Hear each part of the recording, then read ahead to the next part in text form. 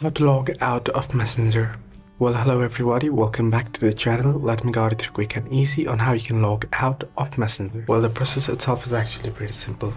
Now, if you're looking to log out through the application, if you're looking into the menu and into the settings, then unfortunately Messenger doesn't give you any option to log out.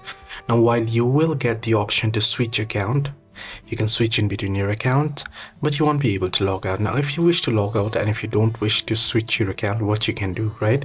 Now, in that case, you can simply open up settings. Once you open up settings, scroll down, and here you want to head into apps option. Once you're on the apps, you want to go ahead and locate Messenger here. So let me search in Messenger. And once you open up Messenger, all you got to do is tap on storage and go ahead and clear the data. This will delete all the data off within the application, including your accounts, and this will basically remove your account from the app. So this is how you can easily log out Messenger. Hope this video was helpful. Do like and subscribe as well.